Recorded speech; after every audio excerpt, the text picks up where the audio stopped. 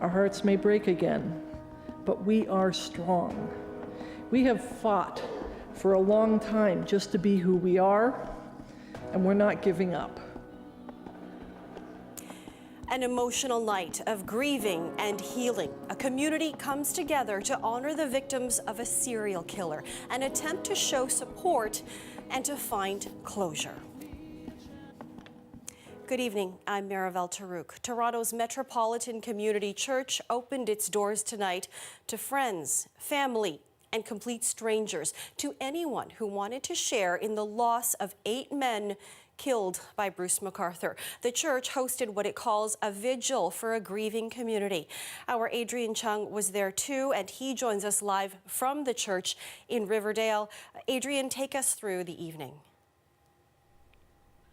Well, Marivelle, it was certainly a very somber and solemn night, and I had the chance to speak to some of the people who came to the vigil, and for them, there was a clear distinction. They said that time and again, we heard Bruce MacArthur's name through this process, from his arrest to his sentencing. And for them, they said that tonight was not about him. Tonight was about the lives of the 8 men that he took.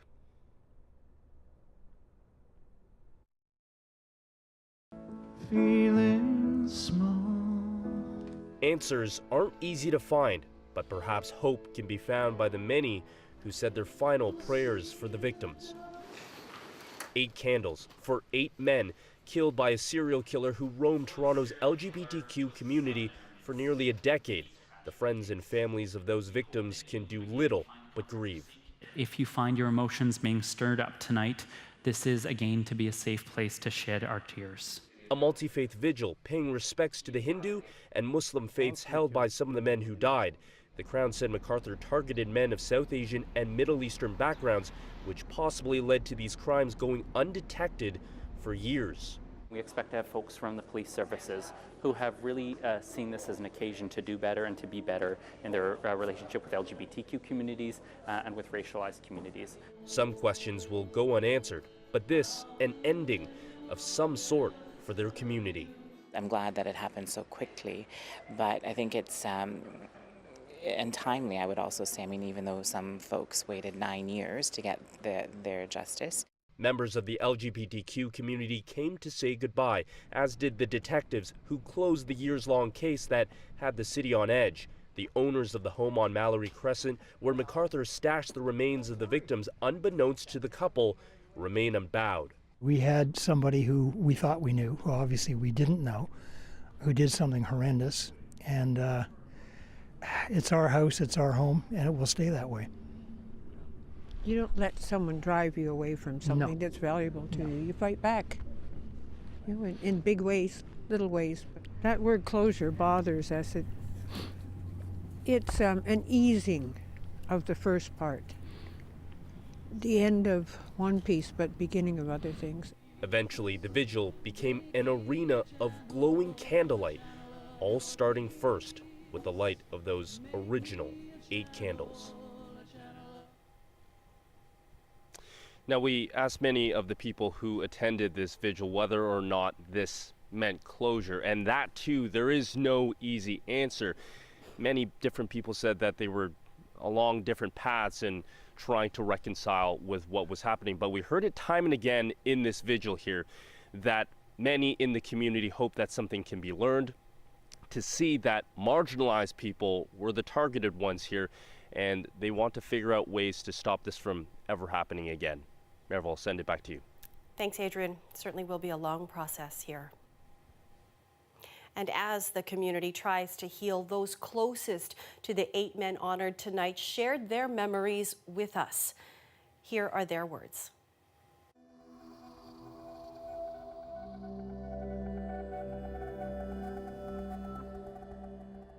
If you knew Scalia, you would love him. He was a very attractive, handsome young man with a charismatic attitude, loved to laugh. He had me going to all these hot restaurants, and I'm not really into that. Scalia would do anything for anybody if they ever needed his help, and he just wanted to fit into Canada. He was a very humble, sincere person.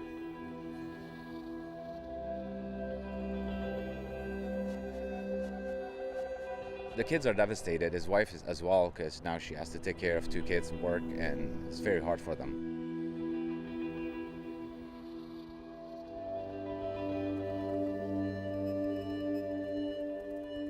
He's known for his love of Indian Bollywood movies and especially their songs.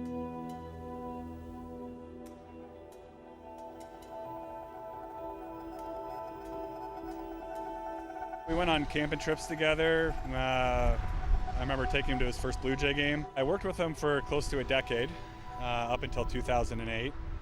We worked on the same line together. It was just absolutely shocking when I read into it, and the events of his death are just so disturbing and just real devastation.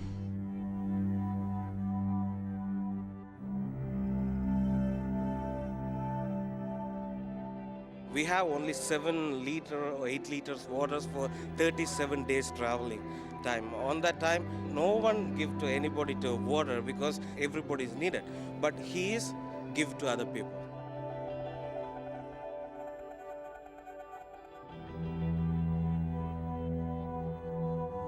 If there were any issues we were having with anybody, he would sort of protect us. He was a scrapper, so that's why I was sort of surprised that he was one of the victims, because he was street savvy.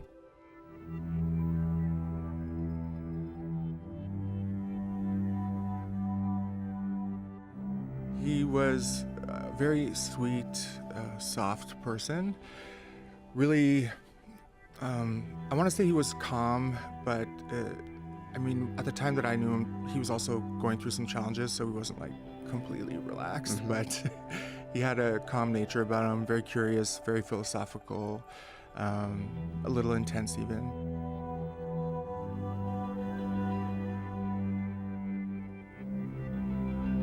Andrew was very kind and gentle and loving. He was loving toward his community. No matter who came in the food bank, he was always very generous, very loving, supporting toward them. He was one to greet a stranger every day. We would always pretend he was our baby. Tonight's vigil comes after Bruce MacArthur was sentenced to life in prison with no possibility of parole for 25 years.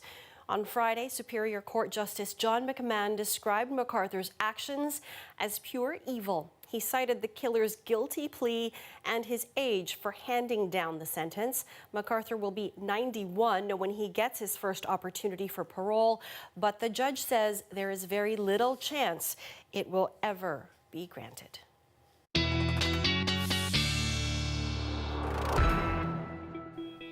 We're going to check in now with Sophia for a look at the forecast and another storm headed our way. Sophia. Well, I have a little bit more info about Tuesday's big snowstorm since we last talked. Monday, seasonal day, the calm before the storm. And it looks like it actually could be a bit of a blockbuster event. How about calling your boss now and asking to work from home on Tuesday? That a possibility. Special weather statement already out, including the GTA in the Toronto area. Winter storm watch for areas to the north and to the east. But this far out, there's a lot that we know and a lot that we don't know about this storm that is brewing in the wings. We know that everybody's going to start off with snow. We know that it's going to be heavy. It's going to be very gusty winds, 80 kilometers an hour, lake enhancement, blowing snow, reduced visibility. We know that in the afternoon, southwestern Ontario will do a changeover from freezing rain to rain, and in eastern Ontario they will be getting hammered by heavy snow, but the uncertainty remains around the GTA. Will this freezing rain line do more than just graze the Toronto area? And if it does, it will really eat up those snowfall totals and the duration of the snowfall event. What you really want to know is snowfall totals. This is early out, folks. I'll tell you about when we come back why this might even be on the conservative edge. 10 centimeters, though. Yeah. Now, as we head to break, we want to show you more of the vigil for the victims of Bruce MacArthur. Tonight's ceremony to honor them was multi-faith to reflect the different faiths of the 8 men whose lives were taken. Mrityorma amritam gamaya, om shanti shanti shanti. Keep me not in fear of death, but lead me towards immortality through knowledge of the eternal self. May there be peace everywhere. We remember them. In the opening of the buds and in the rebirth of spring, we remember them. In the blueness of the sky and in the warmth of summer, we remember them. So long as we live, they too shall live, for they are now a part of us. We remember them. We are one. We are how we treat each other when the day is done. May we be love. Amen.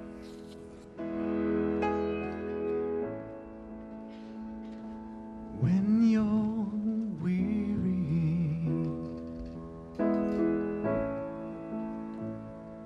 feeling small, when tears are in your eyes, I will dry them all.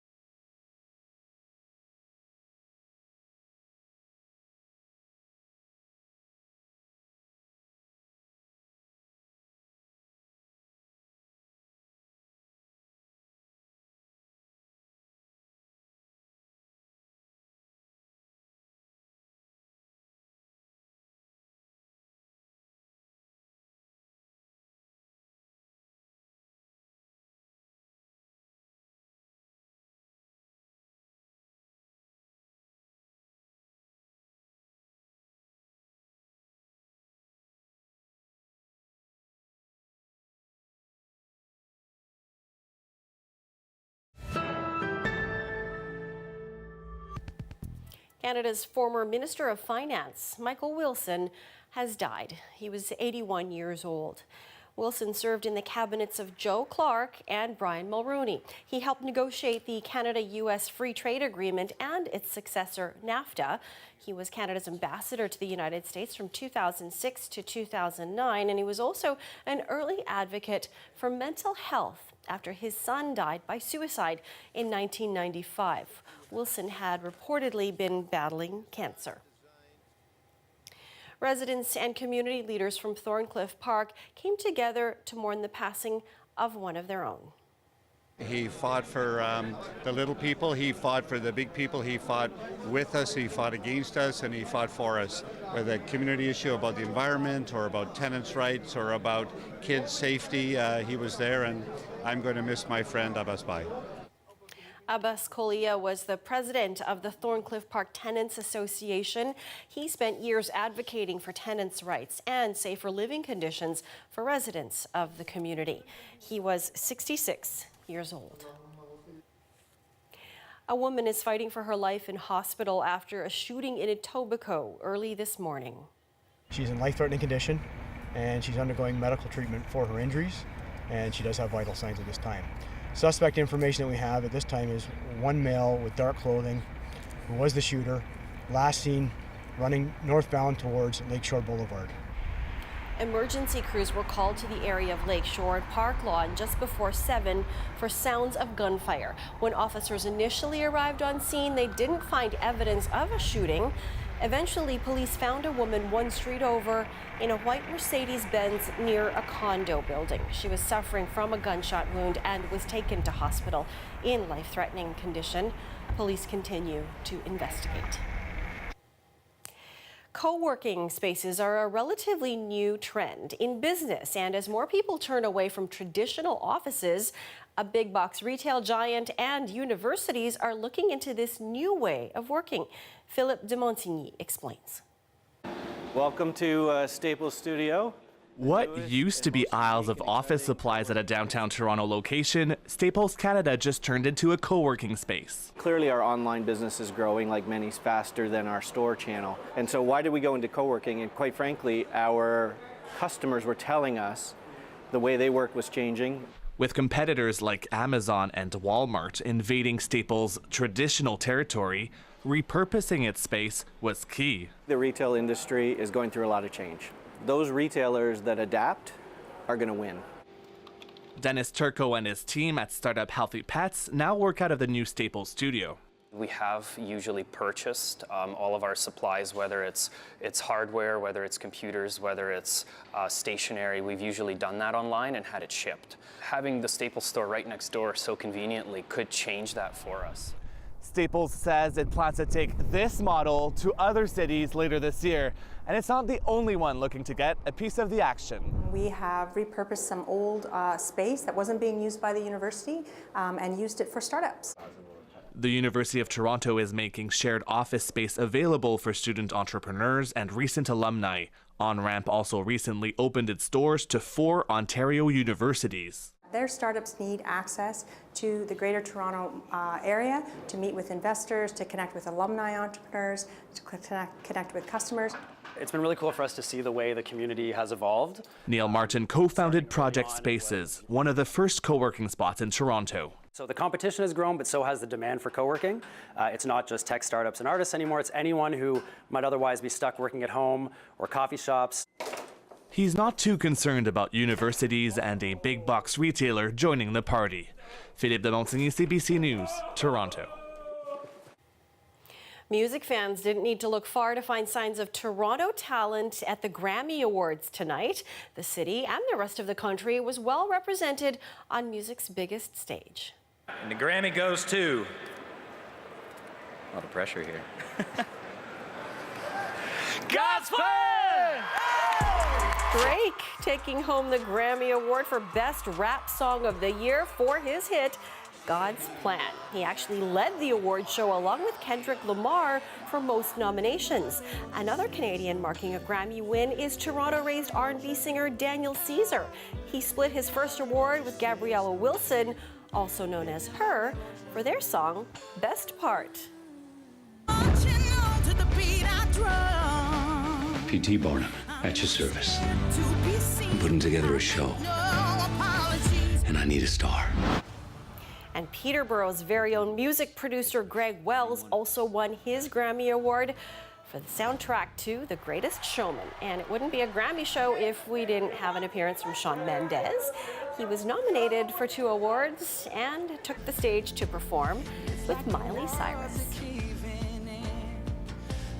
just kind of thought, wow, look at that, and thought that we don't often consider the power of raw nature enough. So it's neat to see it in action. Enormous ice jams have formed along parts of the Humber River near Old Mill Station, and the site is drawing people from all over the city. We'll have that story right after the break.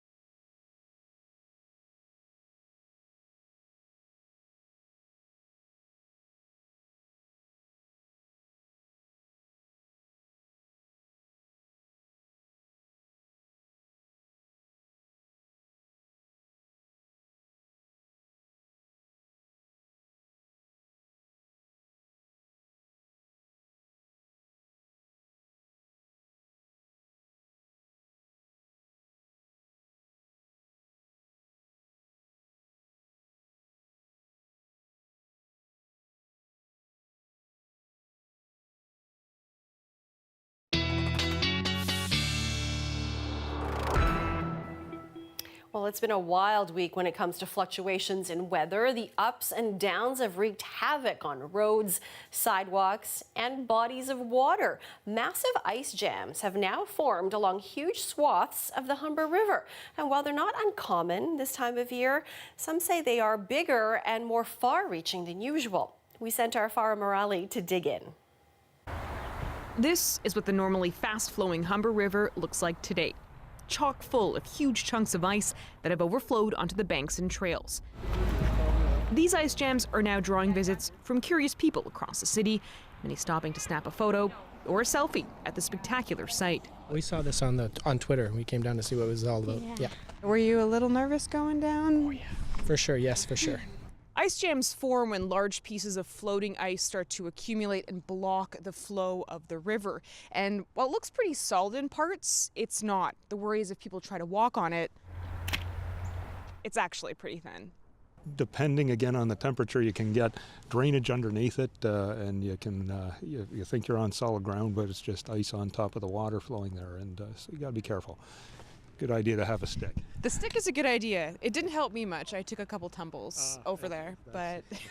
The Toronto Conservation Authority is advising people to be cautious near the river because conditions can change quickly. I was trying to walk on them, which is a challenge. You're trying not to fall in and get wet. Did you have any close calls? A couple, where you just have to kind of kick it with your boot to make sure it's sturdy before stepping on it. And not every curious onlooker has been human. Just over there, I think it was Wednesday night, I saw a pack of 3 or 4 coyotes.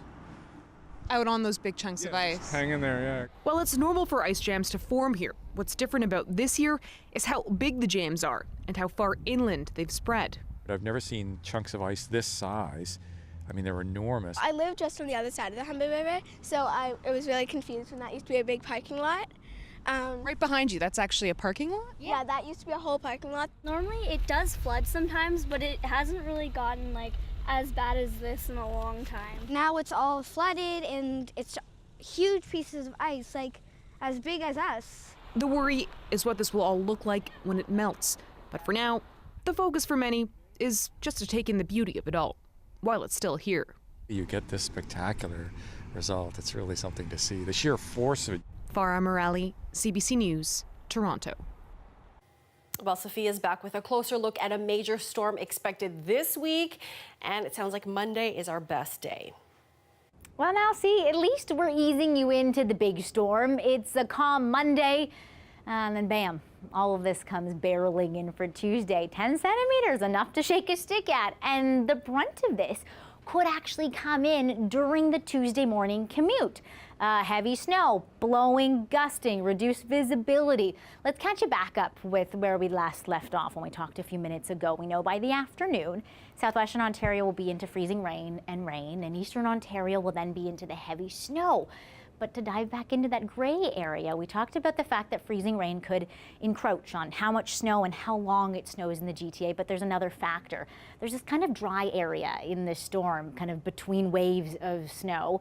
And if we get into that, it's really gonna cut down our snowfall totals. But all this track needs to do is shift a little farther to the south, and then we are getting into major snow, and that could certainly still happen in the next 24 hours. There is a lot of snow as well to be had with this system. To the north and to the east of us, they're seeing upwards of 30 centimeters. To the southwest, this is gonna be a few hours of freezing rain before the rain finally comes in. And then let's talk a little bit about that lake enhancement potential for the Tuesday morning commute. West end of the GTA could get hammered.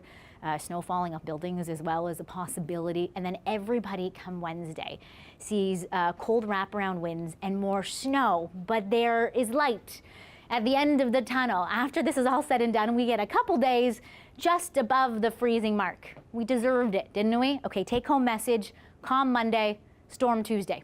Good luck. Yeah.